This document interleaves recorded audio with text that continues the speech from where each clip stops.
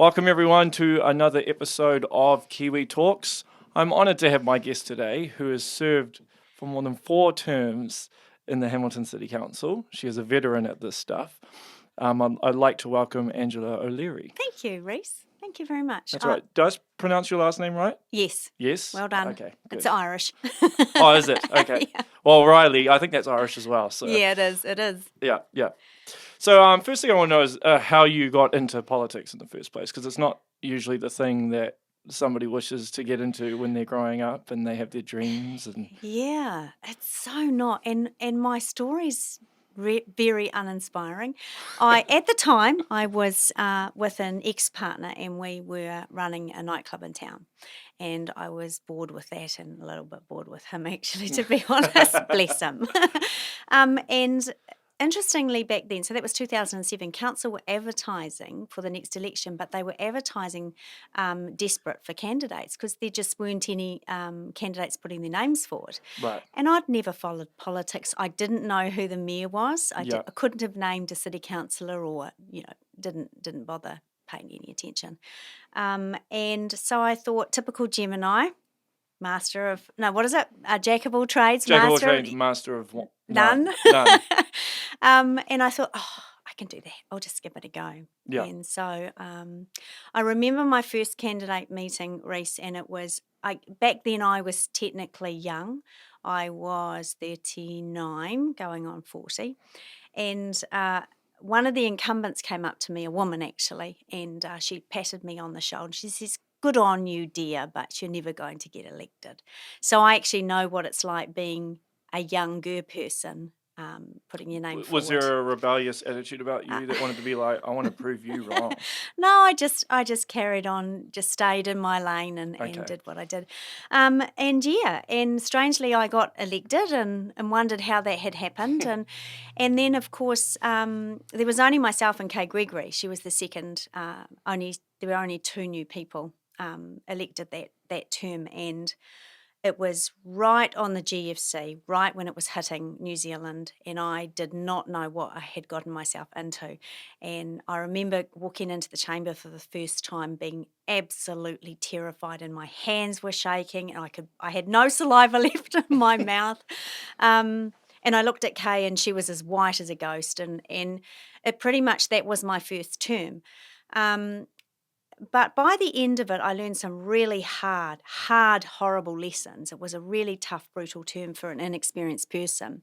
And we were absolutely segregated into the opposition, which, there's no place in my view of local government to have A and B teams, but unfortunately it can happen. Yeah. But after that, the next election sort of started looming in 2010, and I just found myself, no matter how tough it was, the harder things get, the harder I dig in. And I guess I learnt that about myself, that while I am a typical Gemini, and in terms of hobbies, I don't tend to stick to them. When it comes to work, I do. And I guess politics just chose me. And I have gone through some brutal things in my 12 years that you learn that resilience, you learn confidence, you learn how when you're beaten down, you just get back up because it's the right thing to do and other people are counting on you. And despite all of that, I absolutely love it. There's just so few people in the world that get to work in an elected position. It's a real privilege. Because some people look at politics and think, no way would I ever want to do that. So it's always interesting to me to talk to politicians, because I would imagine that part of it must be very, very rewarding if you're able to do something that affects somebody or a group of people in a positive way. Yeah. But it was interesting when I had Andrew on here. I'm sure you have a lot of words to say about him, because I know you two have clashed quite a bit on a number of things. Yeah. What's your view? Because did you listen to the podcast I did with Andrew? I sort of fast forwarded through some of it, yeah. Well, that's why I have timestamps. Yeah. But I did watch some of it and listen to some of it, yeah. What was your thoughts on when he discussed rates? Because I know, well, this is my view on it. When he talked to me about rates, his reasoning for raising rates, I can understand. However, he kind of contradicted himself a little bit later because I asked him about buying those properties on Victoria Street. Yeah. And I asked him, because in the Public Works Act, you can purchase them for market value, but he didn't want to do that. But then he's talking about, well, we need to, pay to manage our assets. And I'm thinking, but you're paying this additional money that you don't need to pay, so it doesn't really make much sense. Yeah. I know that you want to have fair rates. Can you elaborate on that a little bit? So, yeah, when I first came out, was one of the first policies that I released was my rates aligned to the cost of living. And that's because under the legislation, and I've challenged it over the years with council around the table, under the legislation, councils have to determine and set rates that are affordable to ratepayers. Now, what's affordable and how do we know unless ratepayers give me their income, money coming in and money going out? I don't know what's affordable, and who am I to make that kind of judgment? So I thought, well, what's relevant to some, families and businesses? And I thought the cost of living was the most relevant measure I could go out with. Now, to give you an idea, Treasury is forecasting around 2% for the next 3 years. So that's where, if I'm the mayor, I'm going to set the rates because that's affordable, or it's certainly more affordable than 9.7% rates increase. So when I went out with that, my opponents, in particular Andrew King, made comment to the media that I was just making a populist policy. However, I, of course, have a plan. Now, I'm not ready to announce how I'm going to do that just yet. But because nominations don't close till the 16th of August. And, Right. it's a marathon and I need to know who I'm running up against. Yeah, it's a bit of a game. Yeah. It is. And, I'm in this marathon to win it, and my team are supporting me to win it, and, residents are supporting me to win it. So I'm not going to put all my cards out on the table before I even know who I'm competing with. So, I just let that sit, that other candidates can think that it's a populist policy, but I have a plan, and it's a pretty good plan. Okay. And it's not about, Reece, I've sat around that table for 12 years, and with all due respect to all of my colleagues over that time, I have sat around and seen them write on a piece of paper, here's all the projects I want to do, what do you want to do, you chuck that in, then come to a figure and rate the ratepayer. So we don't live within our means, and yet I do in my house. I have an income and I pay my mortgage and I buy my food and pay for my petrol like all other residents. So why shouldn't council actually live within its means?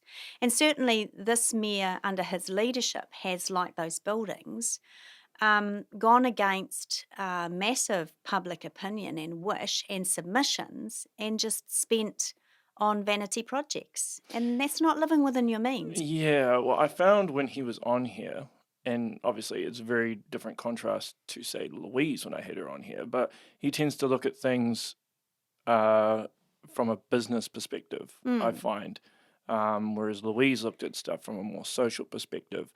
So I understand why he looks at the way he does, but I'm not sure if he's being forthright with everything as well. I mean, I saw in the paper, I think earlier this week, with his billboard that's on his finance.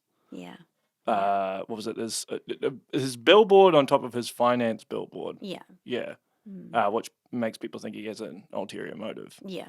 Whether he does or not, I don't know, but that doesn't look good. Yeah.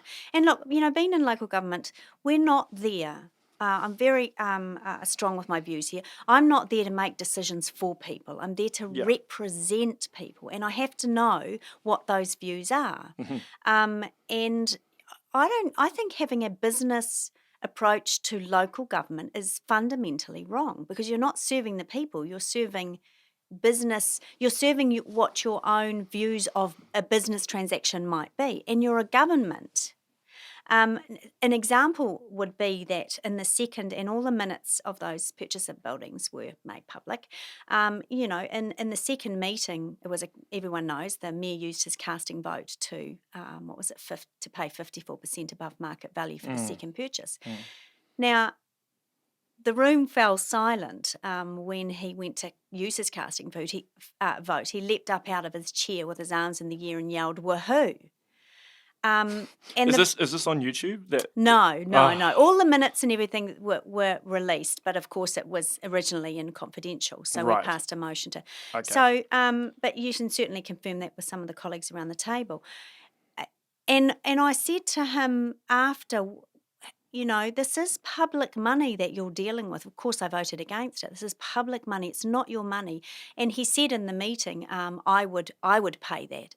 If this was with my money and my purchase, I would pay that. And I said, it's just not your money. It's public money. So I guess if that's the business hat that he has on, I think that's fundamentally wrong.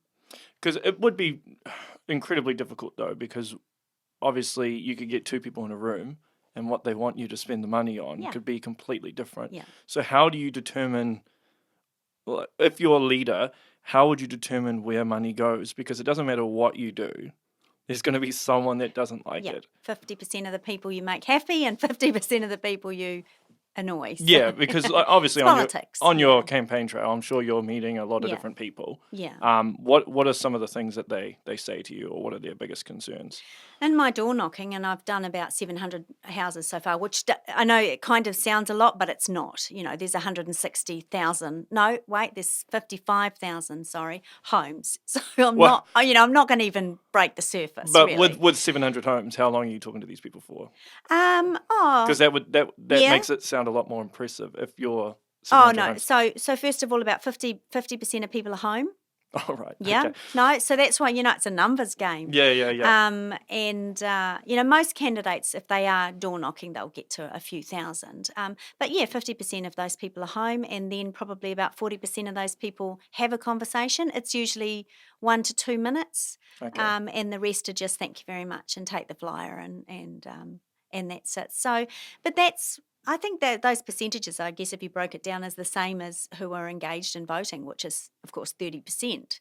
Yeah, well, I talked to Louise about this, and I appeared on some radio show a while back too, and they asked me how to get young people into voting, and it seems like a very difficult thing to do because politics is very, very complex, and it's very hard to put it into a small 2-minute window because that's pretty much the time span you have to try and convince a young person before they're like Instagram. Yeah. So what's your thoughts on how you'd get young people interested? Because Andrew said that he thinks that people are just going to get interested because of climate change and they're going to rally behind it. There might be an element of truth to that, but do you agree? Or to a certain extent, I don't think. I think that the climate change issue is fantastic it's wonderful to see these young people connected with democracy like that. I see the connection into democracy, but I'm not sure they do because they're so focused on the issue, which is amazing. So I think a lot has to change before young people will really feel that they're affected by local government. And I did a series of, I spent about 4 months last year talking to groups. And I called it Your Vote Matters, and it's this cool, fun presentation. And I talked about, looking in the candidate booklet and comparing and actually doing your research and looking at, candidate's photo. People can appear to be different in a booklet to what they are in real life. And I compared it to, the advertising of a Big Mac burger, and it always looks really good, and it's this big, and what you get's kind of shriveled.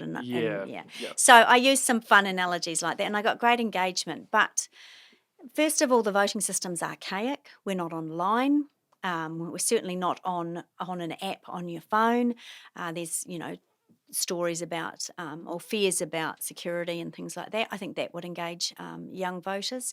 And it's not about democracy, local government. I think should be the expert in democracy. So I have to go where the people are. And we never go where the young people are. We only attempt to try and do it at election time. It's too late. They're not going to engage in a quick amount of time. Their lives are busy. There's parties, there's university, there's school, there's all these things. So our job as the experts in democracy should be throughout the whole 3-year term. And certainly as Mayor, I have a whole lot of ideas to do that.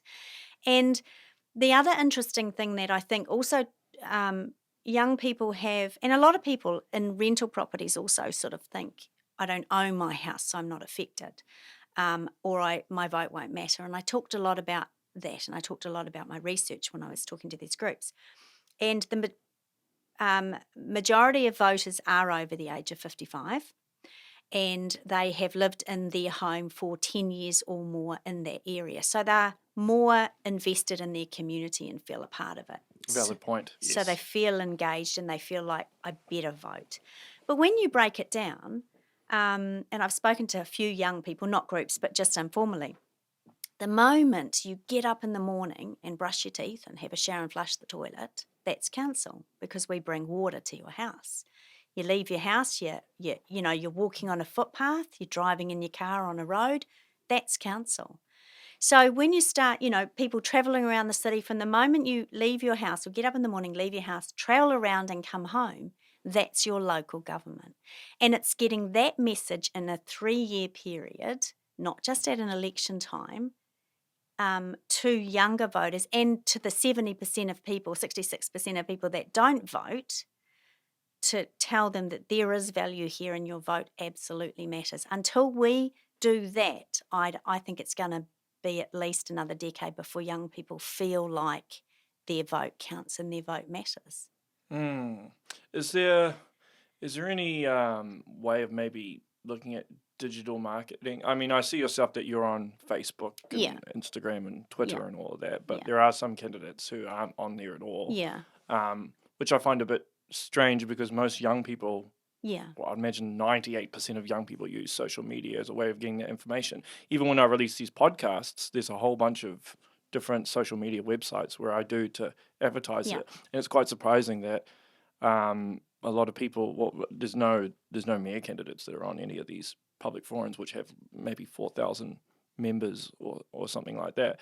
One of the interesting things I do need to tell you is, right after I did the Andrew King podcast, I had a whole bunch of people, get Angela on, get Angela on, get Angela. Yeah. Oh, that's great. And nice feedback. And the thing is, obviously, a lot of people have comments about Andrew, Louise, Paula, so forth. Yeah. You're the only person in my circle, and just the people within that I've networked with, that haven't said anything negative about you. Yeah. So, and I was like, I found that very, very interesting. Now, obviously, there's bound to be someone that says something. Yeah, there is. But that's a lot really of nice feedback. But yeah, there's obviously a lot of support behind you. Yeah.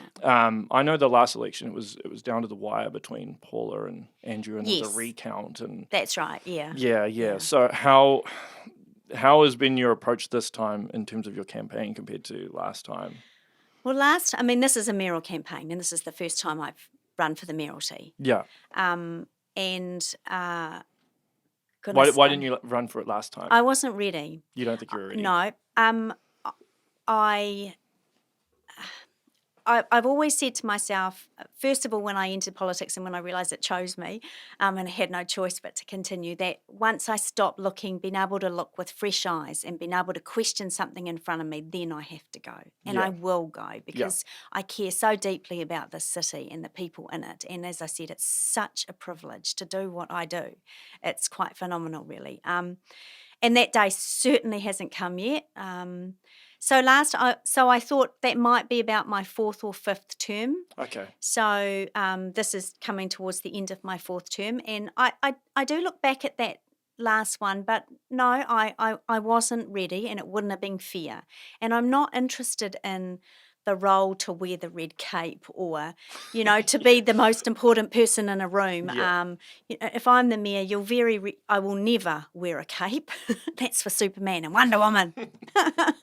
It's not who I am. And I begrudgingly, I might have to put the chains on occasionally if I'm the mayor, but I just don't, it's not in my DNA to do that. I've always been in the service of others through hospitality and retail, and now I'm in the ultimate service of others.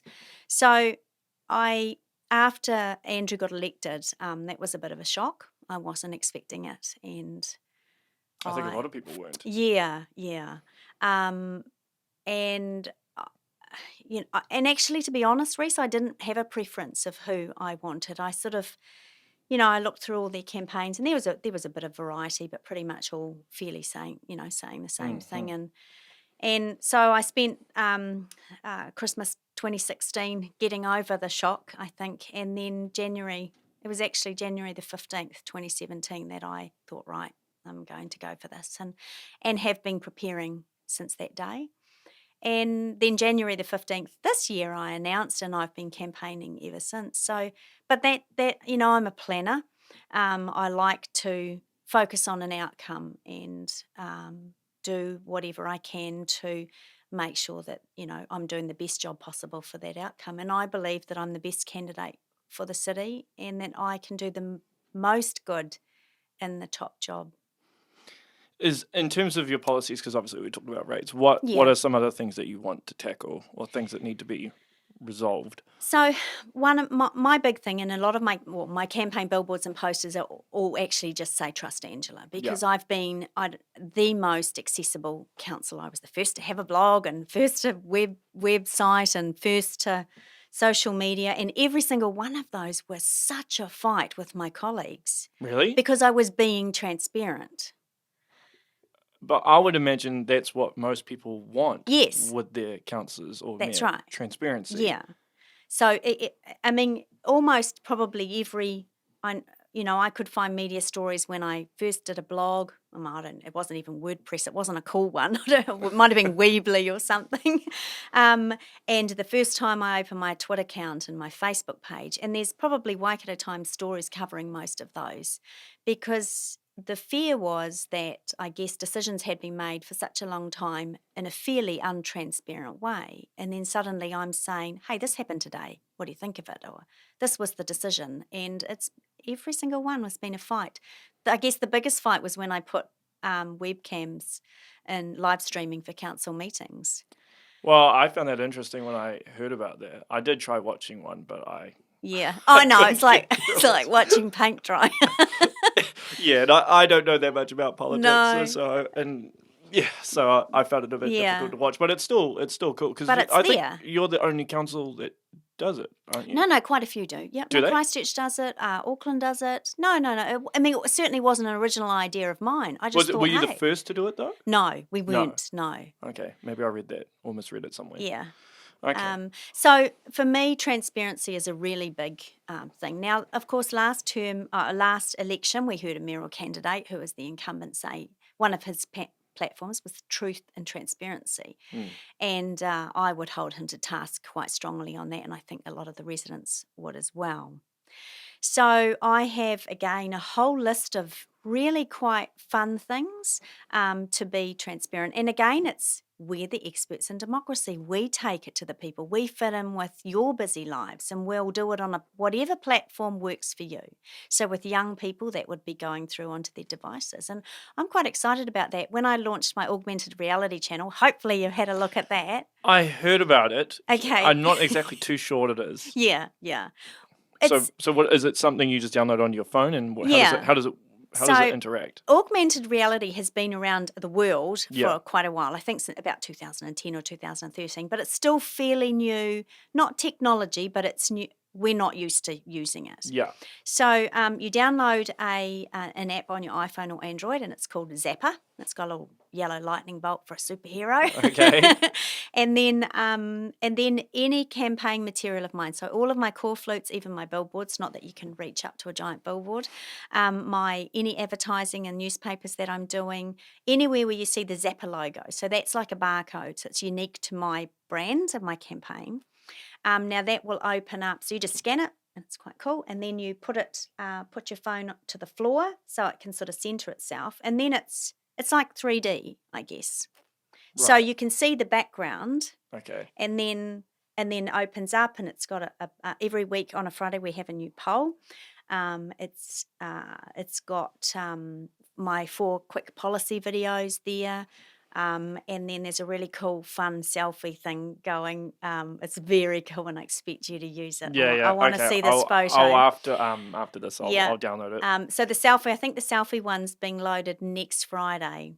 I I'd love something that I did to go viral, and if anything this is going to, I think it's really cool. Anyway, I won't say too much more about that. I'll flick you a message to remind you. Yeah. So I think one of the key things for me is people know me. I've my political career is with Hamilton, is with the people. I've always been open and transparent. And when I've been door knocking, first issue is rates, second issue is trust.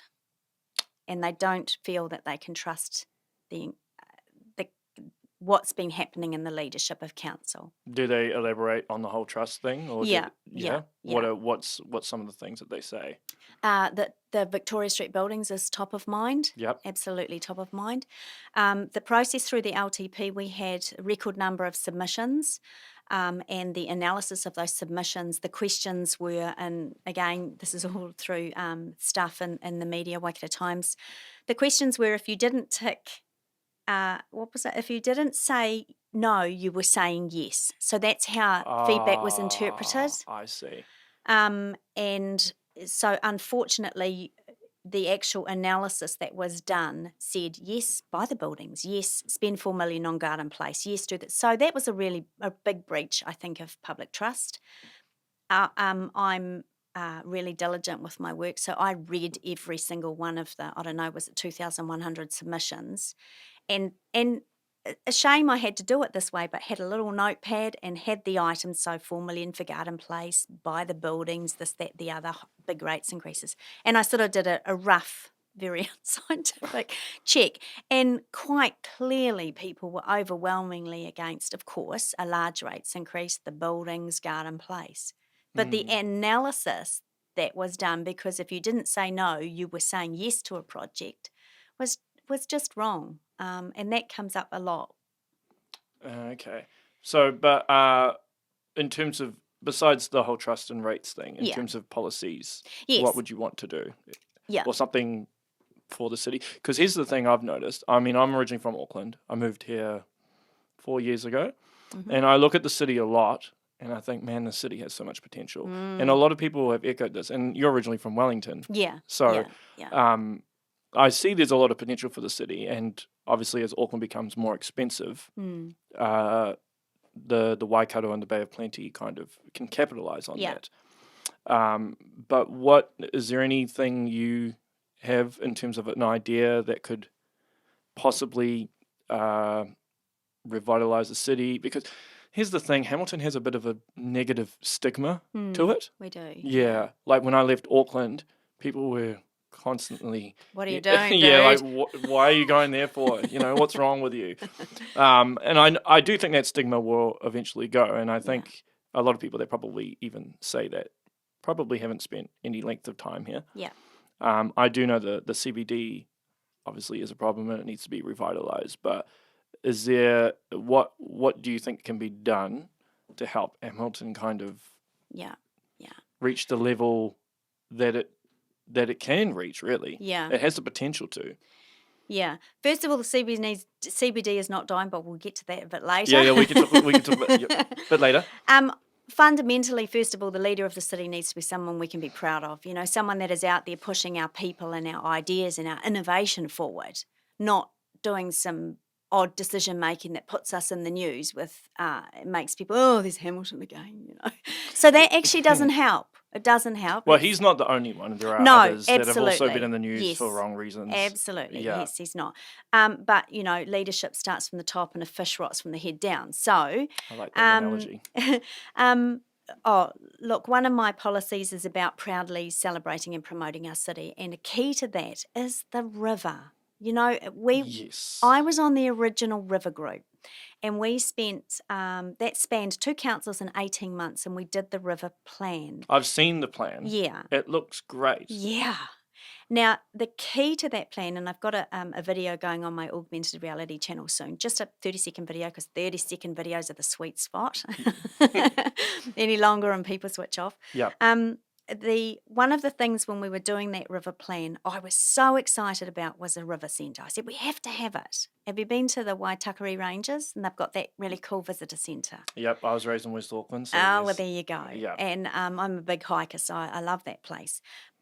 that was, for me, that was the anchor. That was going to be the pulsating heart of the whole river plan. Now, that's 33 kilometres of city river, our biggest natural resource that's completely underutilised. So when we started with that plan, when we finally we had some open days and hundreds of people came and they loved the visionary documents, and the big take-home message was, get on with it. Like, we've had this from councils before. Yeah, I've been wondering Yeah, why nothing's been yeah. actioned. We've had 50 years of different politicians talking about this. Get on with it. So we were absolutely committed to getting on with it.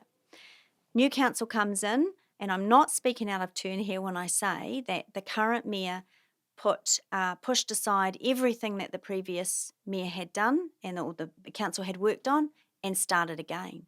And one of the most, I guess, biggest evidence documents of that and actions of that is the 10-year plan.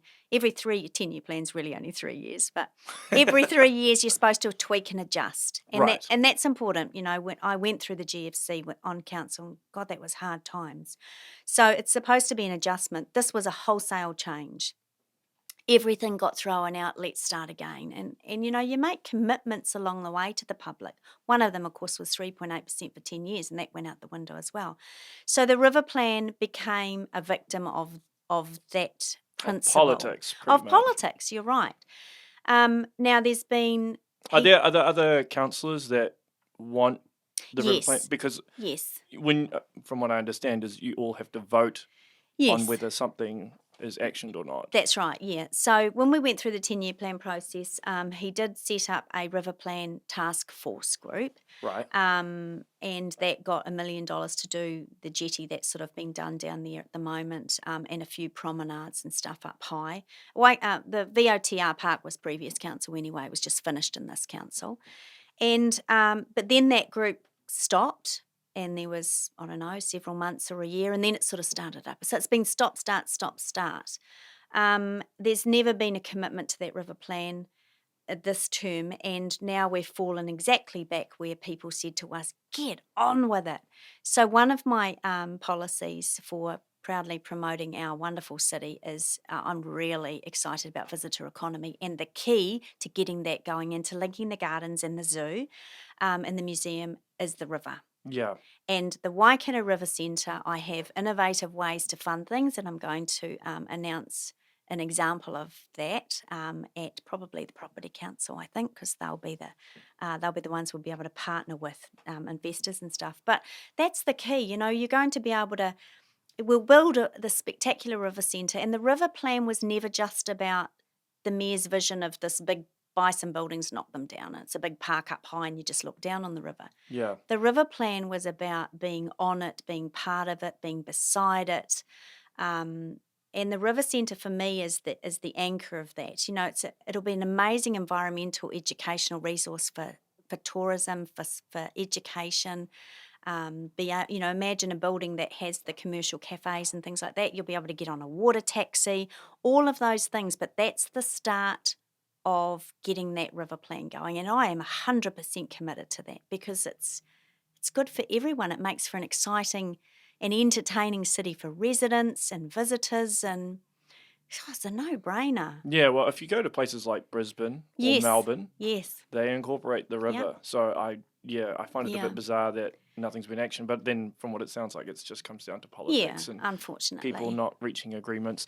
But how would you fund it though? Like, where would the money come from? Because the thing is, when you put resources into something, you have to take from something else, which a lot of people I don't think realize. I hear some of these young people running for as councillors, and they say making all these promises, and I'm thinking, how? Yeah.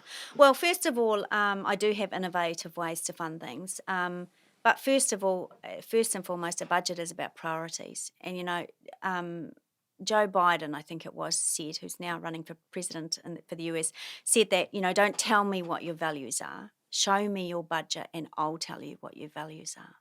And if you look at this 10-year budget that I voted against, the 9.7% rates increase I voted against, you can see where the mayor's values are. And the mayor gets to lead the budgets. They should take everyone along with them, and I don't believe that happened.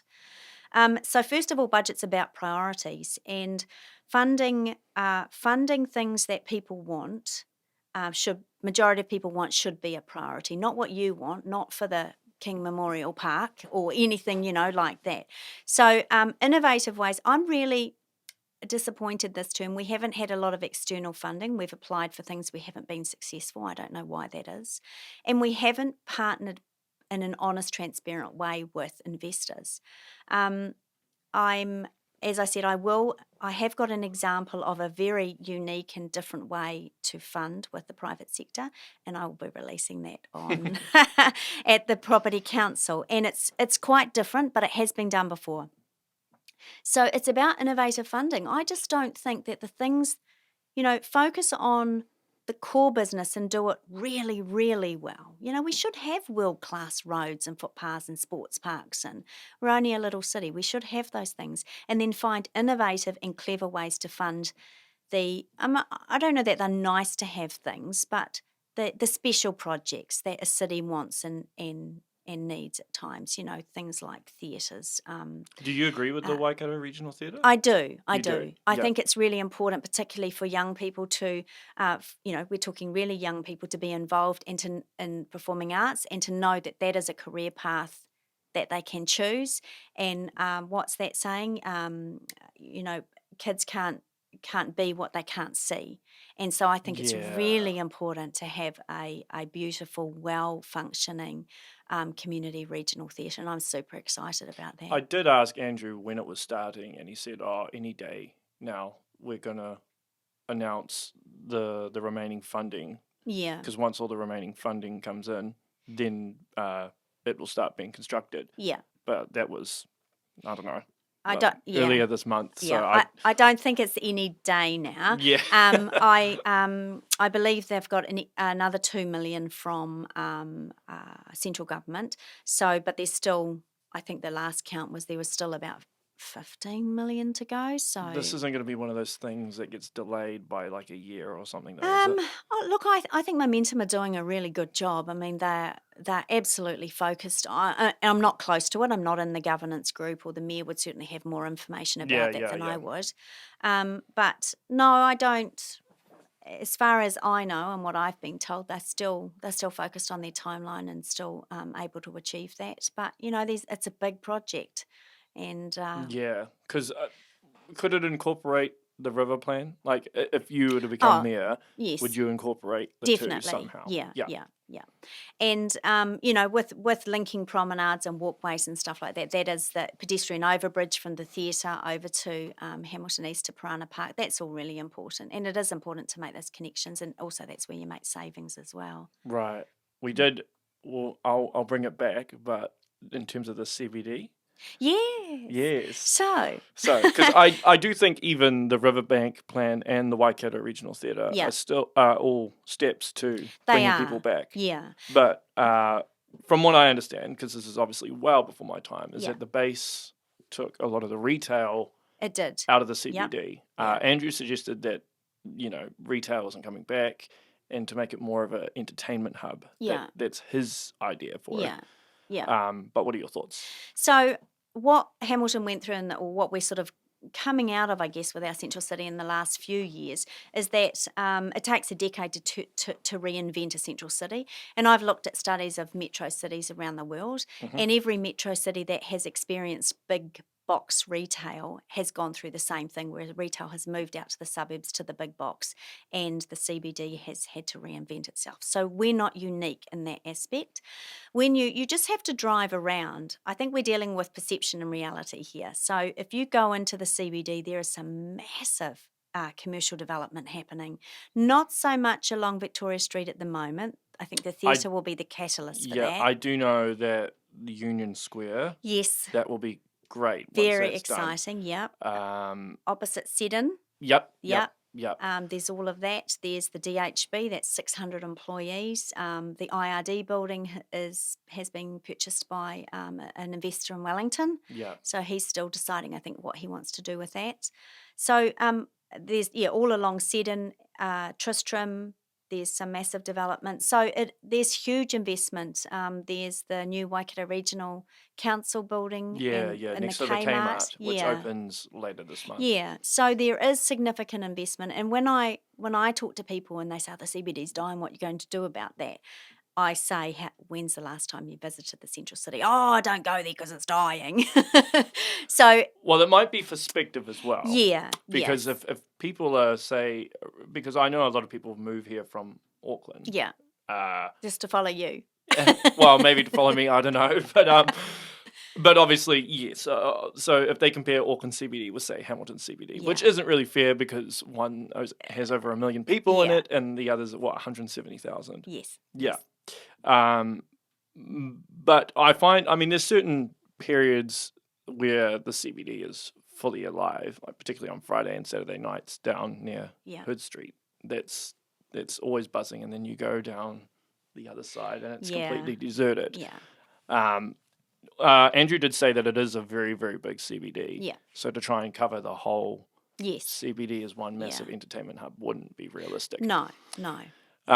But so in terms of the nightlife, though, I think that might be what people are referring to outside of Fridays and Saturdays, because during the day it seems fine because you've got all the office people. Yeah. One of the victims of this term and this leadership was the Central City Transformation Plan. Now, again, I was involved in that one as well, and that was a blueprint for the future. And we did the research there that showed and compared us to the other metro cities. That's why I know that other metro cities of our size have all gone through the same thing. But one of the key things we found out was that the city is too big. The central city is too big for the size of our city, so population, and we only have to go to Brisbane or Melbourne to know what dense population does for vibrancy and entertainment in a central city. And our blocks are too big. So you drive from, say, Collingwood Street right to Ward Street, and that's one entire block. So it spreads people out, it spreads traffic out. So that's where this sort of size comes in. So the Central City Transformation Plan was really, I think it was a fantastic plan and future looking. And one of it was breaking up the large blocks. So going from, and I think it was maybe London Street North, creating a new mixed residential and commercial. So we'd have to change the zoning, and that we were going to call it Victoria. And, how difficult is it to do that, though? It's not difficult. We would be well into the process by now, and probably already have been done. I mean, plan changes can take, and it's a plan change. So we look at our city rule book and we go, okay, so instead of just commercial, we're going to make it residential commercial and put a hierarchy in there. It would have meant apartments could go in there. We had plans for street planting, proper residential-looking street planting. That would have created, or still can actually, because the plan's still there, create a new residential area, mixed-use area in the city, and it was a no-brainer.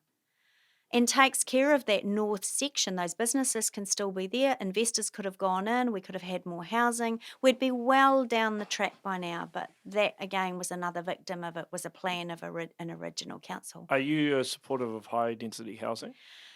The right high-density housing. Well, yeah, because there's two aspects to this, right? Because Louise is all for, high-density housing. Yeah. But Andrew was pointing out that... this is another thing I want to get your opinion on. Building tall or high in Hamilton is quite difficult because of the fertile land. You can't get a strong base, so it's very difficult. Well, it's quite costly to build high.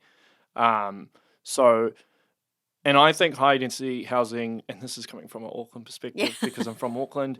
The problem with Auckland is I don't think the city was built right. They built far too wide instead of building up, and then you have massive congestion problems and traffic problems as a result.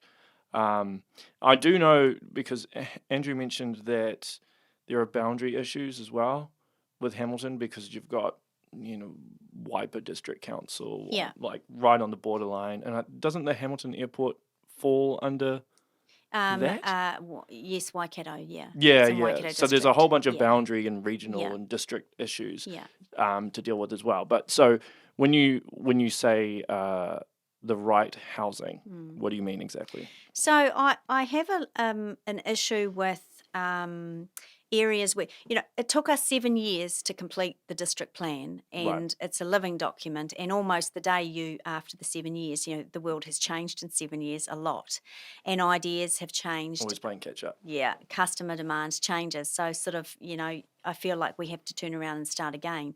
And the consequences when you're sitting in a chamber or you're sitting at a desk and you're making decisions on paper, you're relying on engineers and planners and environmental experts, but you can't plan for every consequence. And I'm from Dinsdale, and I see the development in Massey Street and Killarney Road, and it's awful.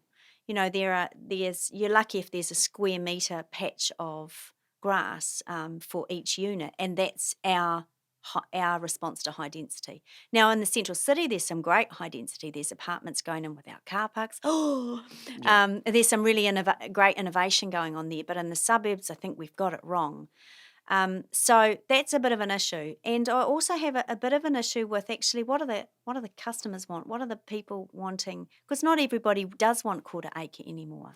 No, well, this is the thing, and this probably comes from the fact that my partner's Indian, Yeah, and I've been to India, yeah, and I find that Asian culture tends to look at things differently than, say, Kiwi culture, because we have the Kiwi dream. We need the big piece of land, Yeah. with the, for the kids to play in. Where I think Asians are more, they're used, because of the large population, they're used Yeah. to staying in these small little Yeah. apartments and townhouses, and Yeah. I don't think they really mind.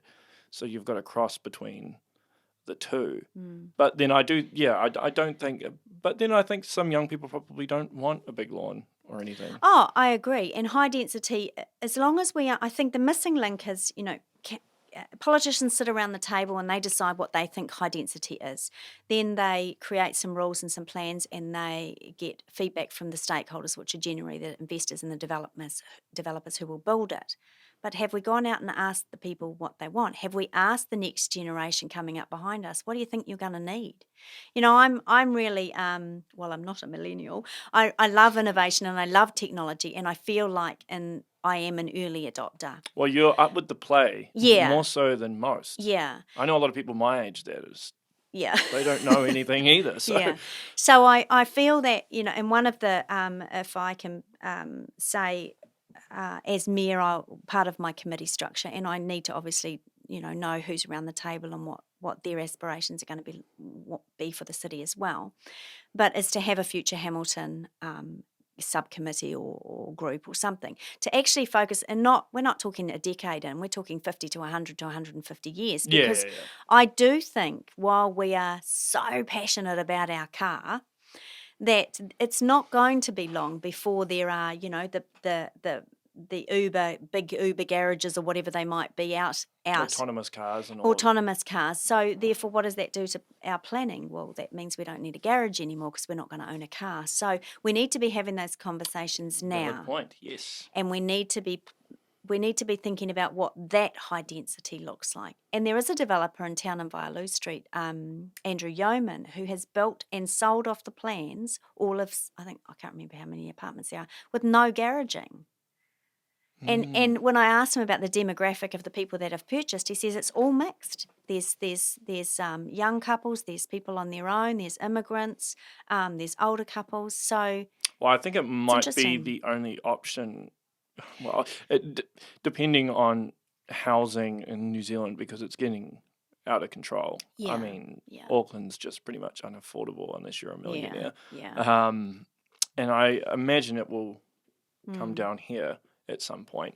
I mean, I worry for young people because, they go to uni, they study, they get these $60,000 student loans, and they come out and then they have to save and try and buy a house, which, can be very, very difficult if they have to pay off a loan on top of that, as well as saving for a 20% deposit. Yeah. So this might be an option for them, I imagine. Yeah. But we just need to ask. We haven't done that. We haven't asked the customer what, and that could be the students at high school, or it could be university students, Have you gone to any universities and talked to any Not students? about this issue, no. Okay. But yeah, I mean, I'm just going off my research and what Yeah, I yeah, think yeah, and yeah. feel about the issue. And, you know, I look back at my mum when she bought a house and, you know, it was the house, I don't know, it was $11,000 to buy a house back then. Well, And it wasn't 10 times the no, average it salary. wasn't, that's right. And she was able to afford the $1,200 deposit for the mortgage. But these days, I mean, if I was entering the market these days, buying a house for the first time, I couldn't, on my counsellor's salary, I couldn't save $80,000 to $120,000. Well, So, the part of the reason why I moved here in the first place is because, look, I can never own a house in Auckland. yeah. And the type of work I was doing, I can get paid the same in Hamilton, and the cost of living is Mm. cheaper. So that's why I moved down here and I bought this place.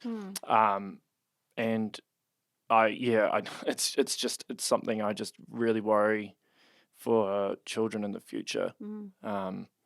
I mean, some people are just like, well, we need to have a crash, but I'm like, that actually No. causes Kinda. huge problems around the entire country. Yeah, I don't think that's yeah. the answer. So, Yeah. yeah, in terms of red tape, because this is something Andrew talked about as well, is his biggest draw card, well, or the thing that he's fighting for most is red tape in terms of building anything within the city, because there's a long, drawn out consent process apparently. Do you know much about that in terms of the consent process and Yeah. how? Yeah. Yeah. Do you agree that it I needs to be? I do agree. I do agree in red tape, and often it's you know, politicians set policy here. We set a strategy or a policy, Yeah. and if it's not done well, for a variety of reasons, then by the time that goes into the organisation to implement and filters down through different layers and different departments, planning, the outcome is not what you intended if that policy is not done properly. Yeah.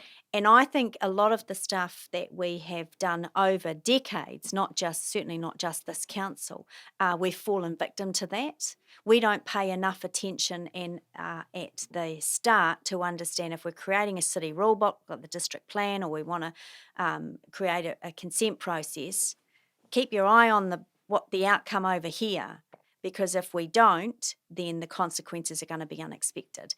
And so I don't actually think reducing red tape is that difficult. It hasn't happened yet this term, and that was, again, one of his platforms. He has tried.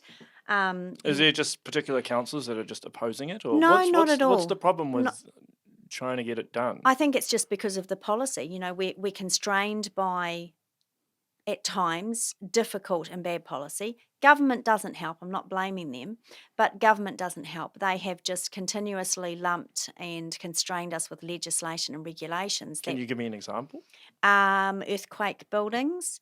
So that's it's cost the country But a would hell of a lot of money, and we've had to keep changing a policy to react to more regulations coming out. right. Suddenly, only these buildings were affected, but now these buildings are affected. We have to change the policy, which means more consents, which means more processes. We've gone from an inspection of 20 days to an inspection of 90 days.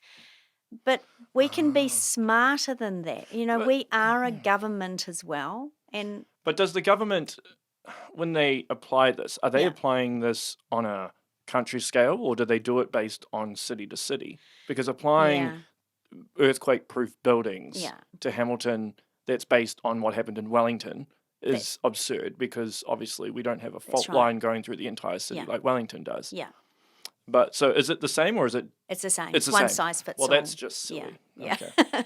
and again, you know, the RMA, a Resource Management Act, creates a lot of bureaucracy and slows the process down. But again, I have a few ideas to speed things up. You know, small business. I've got a small business, a suburban hub strategy that I'll be announcing soon, because councils never work with small businesses, and those are 97% of the country is employees, small businesses with employees 20 and under.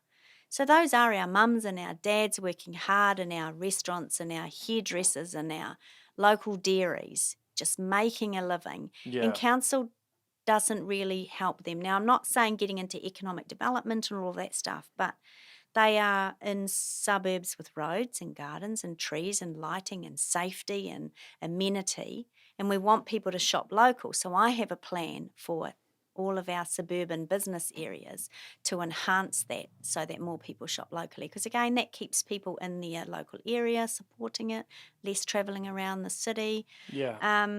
But you can, and a couple of things, other ideas about one-stop shops for consenting process and stuff. Again, it's about priorities. There might be legislation constraining us, but be innovative. And there's not enough of that. We're starting to think, as an organisation, we're starting to think into the smart era. I don't like buzzwords. I hate jargon. Speak to me in plain English. Yeah, well, I think I'm finding that a lot of people don't want to take risks. Yeah. Yeah, if they feel, they've got too much to lose and they won't take the risk. So if there's more an incentive for people to do that, then that's right. that solves part of the issue. Yeah. I want to talk to you about public transport. Yeah. So, first thing I'll ask you is about the buses. Yes. So Andrew said that he wants to make buses free. Yeah. Just 24/7 for everyone. Yeah.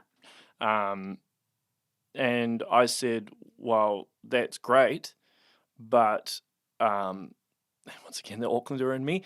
Part of the problem I found with traffic congestion in Auckland was if you're on a bus, there won't be a bus lane. So the bus just sits in traffic as long as you would just in a car, just to get on the motorway. And I said, well, do you have any incentive to put bus lanes in? And he said, well, I'll get people on the buses first and then worry about bus lanes. Are you for having buses free? Because I know some people who are like, no, I don't want my rates going towards free buses. But I do see when I'm driving around, buses just completely empty. Like all the time. Yeah. Yeah. Well, first of all, buses are owned by regional council, so he's spent enough of Hamilton City Council money. Is he going to spend regional council money as well? I didn't know that. Yeah. Regional council money. So okay. city council, we manage the infrastructure. So we manage the curbs and channels near bus stops. We own and manage maintain the bus stops. So it's actually not our business. Secondly, free buses assumes that cost is the prohibitor. And in a world where convenience is everything. Yes, the most convenient thing that most people, I think it's 97% of people in Hamilton have access to a private vehicle. The most convenient thing we own is a car. But the thing is as well, I know with public transport, like the train is another one. Yeah. I do know with these type of things is they tend to be long-term investments as opposed to short-term investments. Yeah. And then also there's the productivity element of it as well. If there's traffic, then that's less time with people actually doing work. Yeah. I mean, that's a huge factor what's hindering Auckland. Do you agree with the train, the Hamilton to Auckland train? I do. I like the idea. Yeah. I think the implementation of it currently is not the greatest. Yeah. However, I do know that it's something that will be basically it will be made better over time. Yes, it will. And that is taking a risk. But I grew up in Wellington, so I grew up with trains and I grew up with public transport, but it was incredibly convenient. Public transport's even better than Auckland's, in my opinion. Yeah. But getting back to the buses again, I'm thinking of the future and I think we'll skip buses. And we will go straight to, what did you call them? Like Uber cars? Autonomous cars. Autonomous cars. Yeah. So I'd rather plan for that future than free buses and public transport. I think the face of public transport will change and we're not, it's going to be with Lime scooters and Flamingo scooters and all of that. That's an element of public transport that has a risk with it, but at least it's it's convenient. And buses are never going to be in our country convenient. I could never do my job where I travel around the city. Most days I could go to five to six different locations for meetings and events. And if I had to do that on a bus, I'd be really unproductive. Yeah, well, they're not that comfortable. No. So did you ever catch a bus when you lived in Wellington, or did you? All the time, because I'll show my age here. They had trolley buses back then. Oh. But it was incredibly convenient. Yeah. Because the city grew up with public transport. See, we haven't, so we're trying to retrofit it now, I guess. Louise was saying that she thinks it's good because if you do have free buses, and then let's say the buses are full, then that's let's say 35 people are on a bus, True. then 35 cars off the road. So I do see that. Yes. But I know there are some people that are all about time. There's some Yeah. people that are all about convenience. Yeah. And others about money as well. Yeah. Yeah. If you can hit all three, which is time, convenience, and like low cost, then Yeah. you've got a gold mine. And but it's very difficult to do. It is very difficult to do. And the time that we would take to do that, we end up in the space of autonomous cars. We've gone and put in bus lanes all around the city, and now suddenly we're hit with these businesses wanting massive garages on the outskirts, and because we no longer own our cars. So I guess it's about, again, with my idea of a future Hamilton committee, is really taking some risks and with our thinking and what is the future going to look like. Is there any way... I mean, this is, again, Auckland and me, but I know there's this huge... it kind of seems like a complicated process because even with the train to implement it, were there like 5-6 parties involved? Because you've got... I mean, I don't even know the difference between the Waikato Regional Council and the District Council, and then you've got the Waipa District Council and then the Hamilton City Councils. I'm not crying. I'm just joking. Tears of joy. Is there any way that can be consolidated? Because I would imagine if you're trying to organise something that involves multiple regions, the discussions would probably go on for a long time. I mean, with the train, 6 parties involved? Was it? I think it's actually moved. The train discussions moved quite quickly, though. It has. In political years, it has. Yeah. Yeah. Are you guys on good terms with the different councils? You said no. Yeah. The mayor has more to do. There's a mayoral forum. Right. Okay. And I do understand relationships are strained. Yeah. Because here's one of the things that I actually realised maybe a week ago is you've got a lot of people from, say, Te Awamutu, Cambridge, Huntly, who commute into Hamilton City every day for work. They're using, our roads.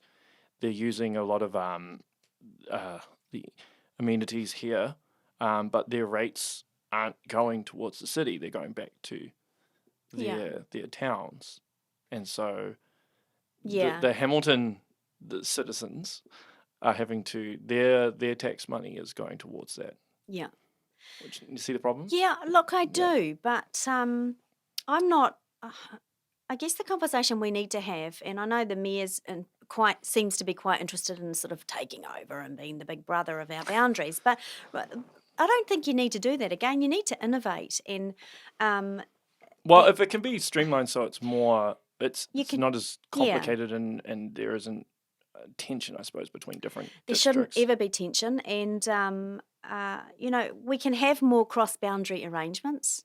It's just about relationships and sitting around the table and deciding what the priorities are. And land is an issue for Hamilton. We do have two... Yeah. This is another thing Andrew talked about. 2 northeast sections that are already in agreement to come in from Waikato District Council, 2030 and 2050. Bring those forward. Yeah. Let's get around the table and see if there's an opportunity to bring them forward.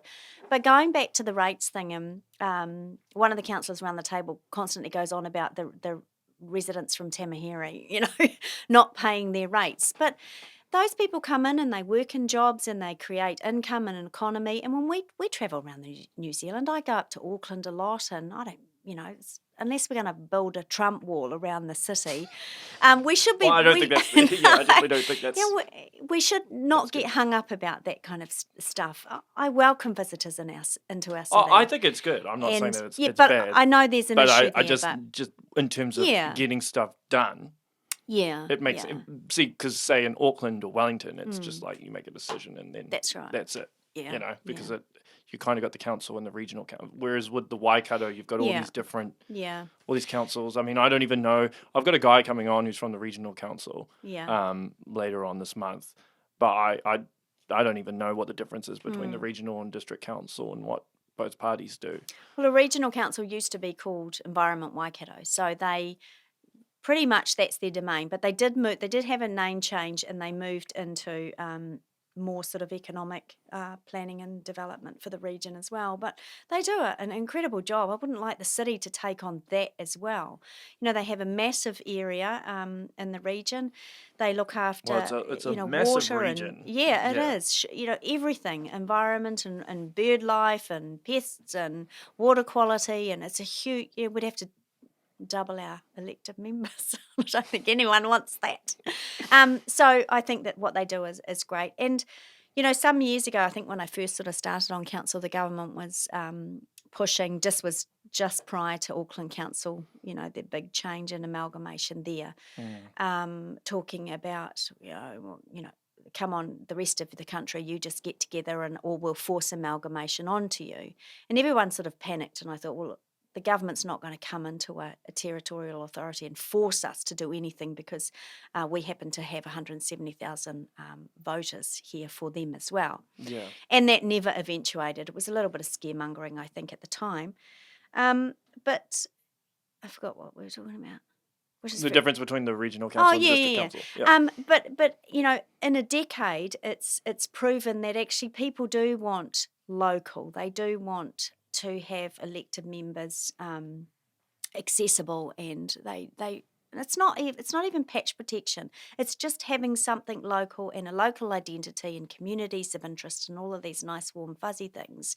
But it's yeah, I think there's a real merit to local and to keeping local government. I don't think we've got an excessive amount. I think there's 76 in the country. And look at Auckland. I mean, their amalgamation hasn't worked. Their local boards, so instead of having councils like Manurewa and wherever they had, they're all just these toothless local boards. And I know a lot of members on those boards up there.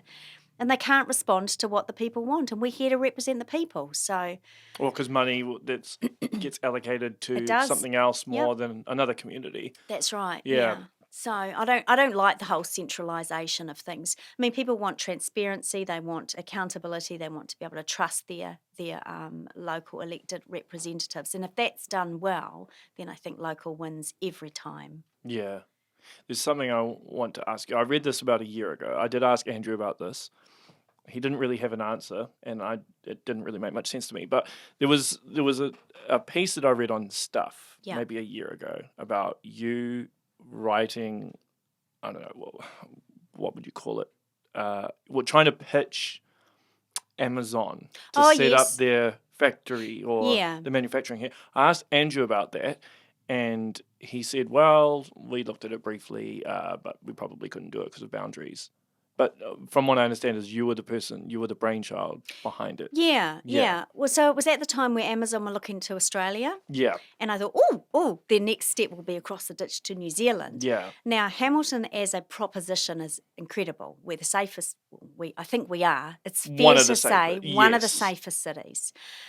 We have Datacom here, so we have other technology based, head offices here because it's safe. And I heard IT is one of the fastest growing in the country in Waikato. And it's huge here, and we've got so much potential. In terms of transportation links and networks, you can, there's not one exit and entry like Wellington City. Yeah. You can, we're close to Tauranga, we're close to Auckland, we're close to down south.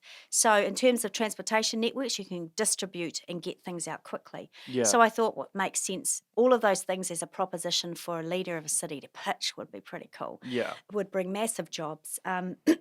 And we've got the airport, space at the airport to house a distribution centre. Plus we've got Ruakura. So I launched that as a bit of an idea. I also had a contact with someone who had a contact there in Amazon.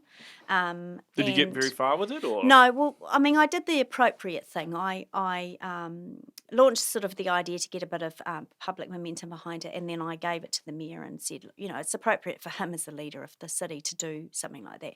So he said that he spoke to Tainui Group Holdings, and he spoke to the airport, and they looked at it, and then it just sort of nothing happened. What did surprise me though, and I guess I should have been more aware of that, was that I did get some concerned emails from residents saying, actually, have you looked at their employment issues? because there was all that stuff around Yes. the hours that they Yeah. work in, what's his name, Bezo? Yeah. So that was kind of hitting the media over, or had been sort of in the last 2 years overseas. And I wasn't aware. I was just focused on our proposition as a city and look at all the jobs that this would create. Yeah, So well, there's usually with everything there's a pro and con. always, Yeah, so yeah, you can see a pro to it, but it's easy to look at it and see yeah, it from a con perspective. yeah, I do think it does need to happen at some point, yeah. and I think Hamilton in the future will pretty much, I mean, whether you agree or not, I'm not sure, but a logistics hub for the Oh, country. yeah, definitely. Yeah, and I think Yes, with Ruakura yeah, in Port, whenever that happens, I don't yeah, even know when that's happening, but yeah. yeah, I definitely see the potential for it because it's so Mm, close to, you've got 50% of the population within an hour and a half. that's right. Yeah. Yeah. And it's the transport networks, and it's the safety of the city, and it's the large labour contingency as well. Yeah. So if you became the mayor, Yeah, would you look at it again I or would look at look it at further? I would look at that again, but I'd also look wider than that because When you say wider, what do you well, mean? other businesses, so Oh, right. Yeah. other distribution businesses. Yeah. Yeah. There's Yeah. Yeah. plenty out there, and we should have those flying buzzy things around, those drones delivering our pizza. Why isn't that happening here? We've got a flat city. Apparently, it happens in Auckland in one suburb. Does it? Drones delivering pizzas? Yes, I want drones delivering me pizza. Are they? They're not autonomous drones, are they? I Well, that is. I I've mean, Googled it. I've got a drone. Have you? Yes, I do Oh, have a I drone. think So they're really cool. they are very, very cool. Mm, The potential for them is magnificent. yeah.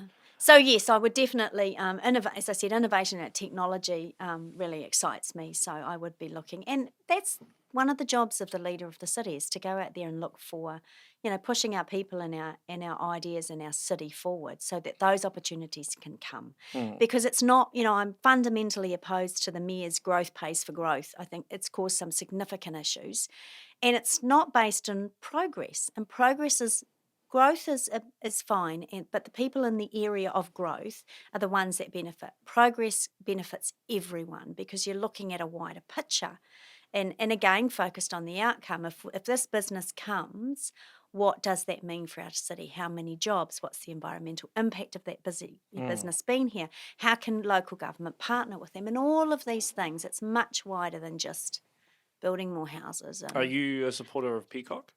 I am, Yeah. yeah. I do think we possibly put all of our eggs in one basket. I would have liked a more balanced approach, but the government wouldn't allow us to kind of disperse the funds that they've loaned us all over the city, and that was the business case put forward that they There's liked.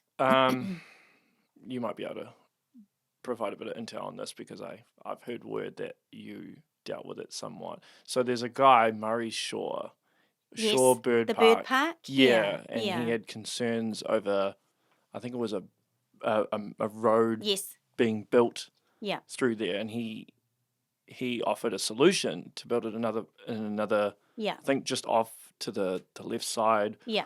of his land, which would save The bird park. yeah, and quite a bit of money as well. Yeah, look, I'm not over the detail of the money, but what I do know is, first of all, the staff want to save the bird park as well, and what's there, while there is a road designated to go through there, they absolutely are committed to protecting, and I am, to protecting what's there.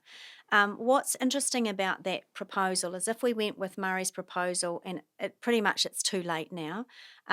This has been going on for a very, very long time, and there were two processes years ago that he was involved in, but he understands, I think, now that he probably just didn't realise the gravitas of. Yeah. And I get that because Oh yeah, it these can easily happen. and these processes are quite overwhelming.